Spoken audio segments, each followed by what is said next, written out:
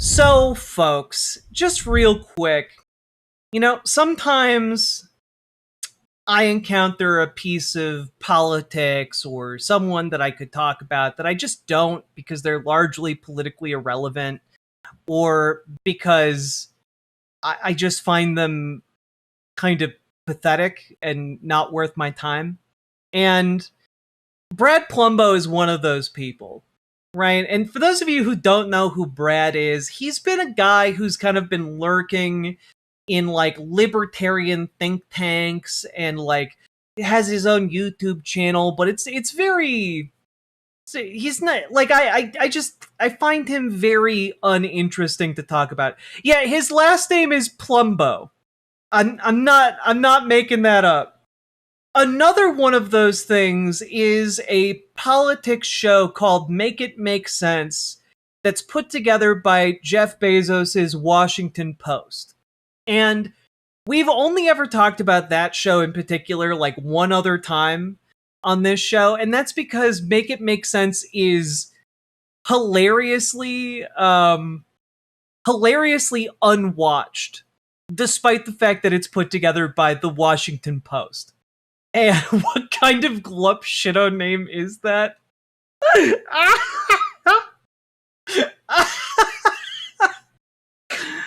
Oh, fuck. Oh, I think that's very funny. Okay. Alright, that was good. That was good. Anyway, let's talk about it now that we've combined both Brad Palumbo and Make It Make Sense, because apparently he's hosting Make It Make Sense now for the Washington Post. And I find that to be maybe one of the funniest things possible. And when you say, what kind of glup shitto name? I just want you to understand, this guy was looking at me prepped in this video form with this expression right here, full screen, the entire time you said that, and I'm losing it. I'm losing it.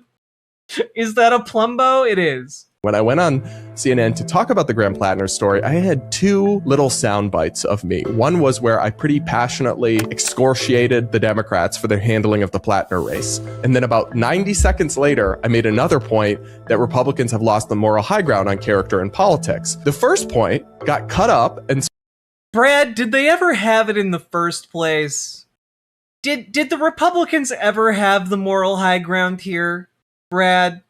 You know, the Republicans, the guys who had Dennis Hassert, Speaker of the House, who like molested children, they had the moral high ground. The Republican Party, the one that elected Donald Trump, the guy who's most mentioned in like the Epstein files and who has actively worked to cover it up.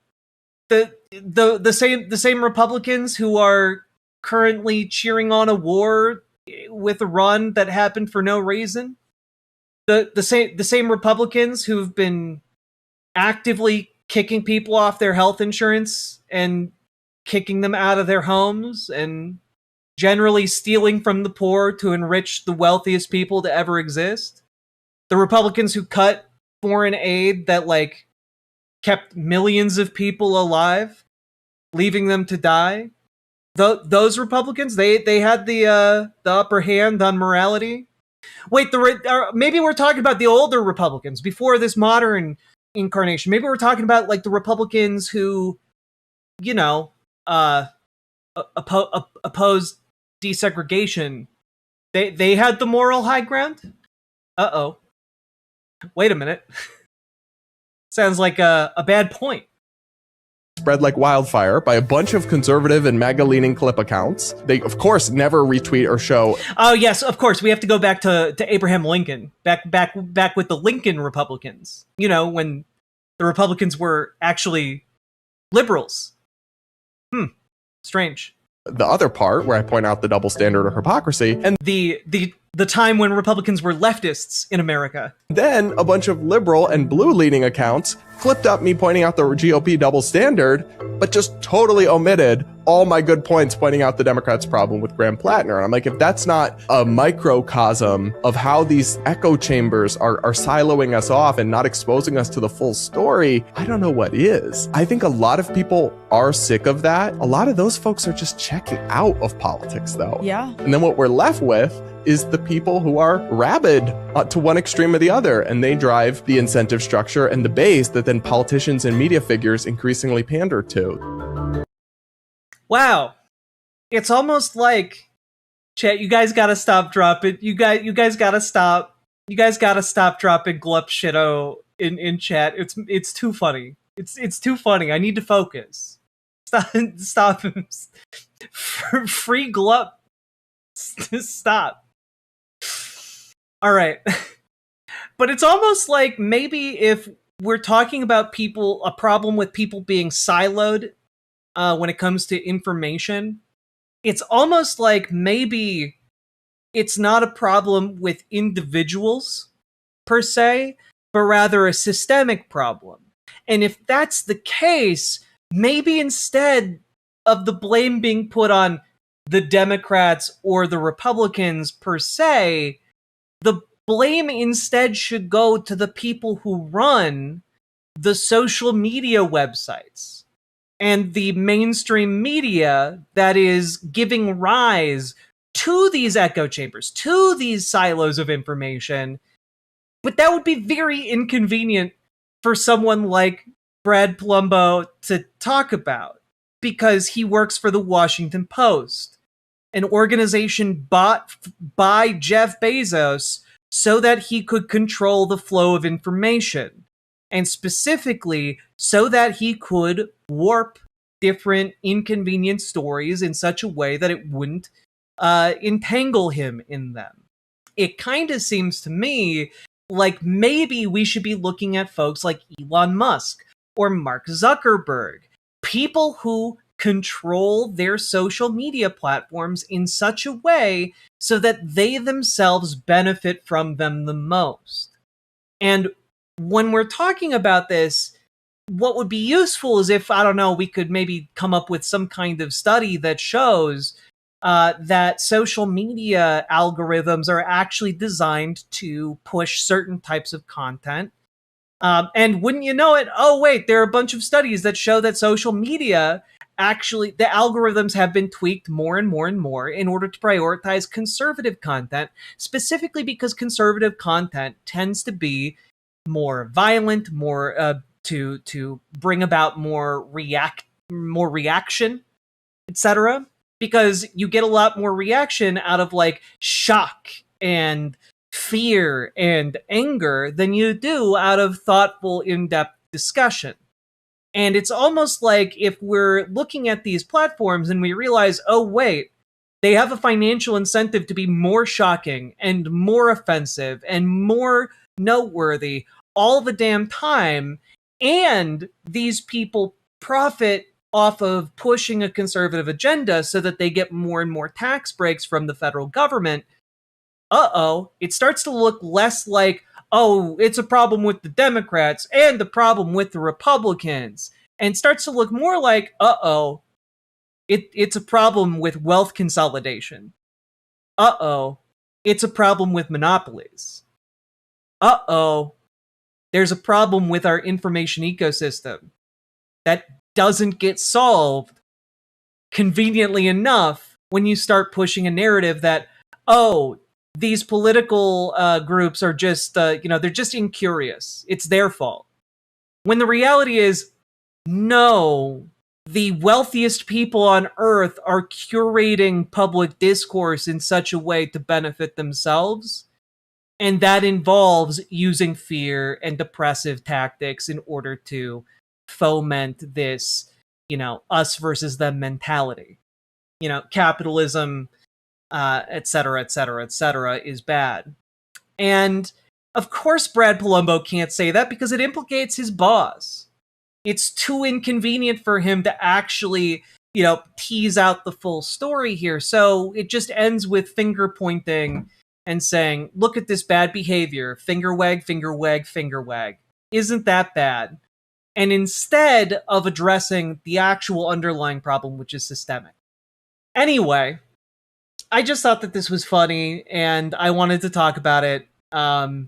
Just out of curiosity here, I'm gonna take a quick look here.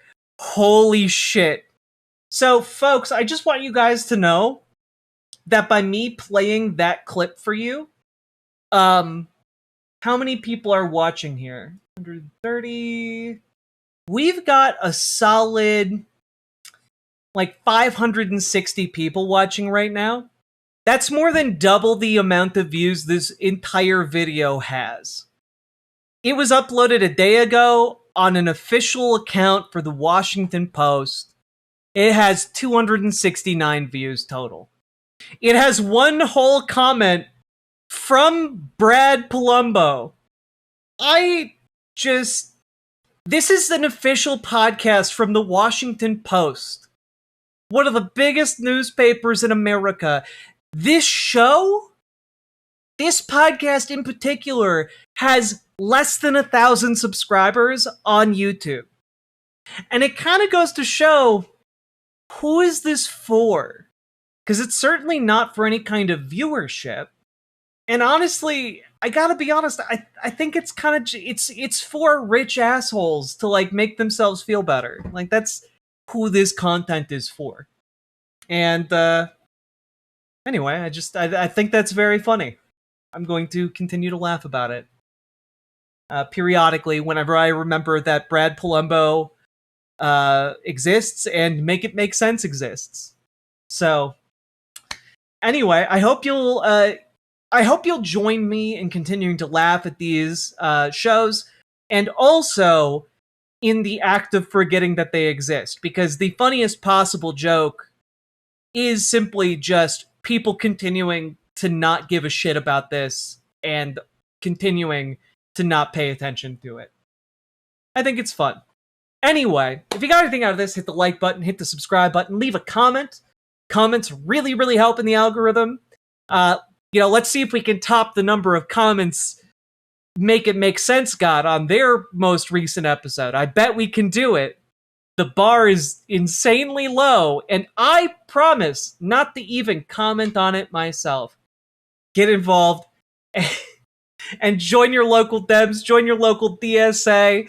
You know what? I bet if you work hard, you could mobilize more people in your local area than are willing to watch an episode of Make It Make Sense.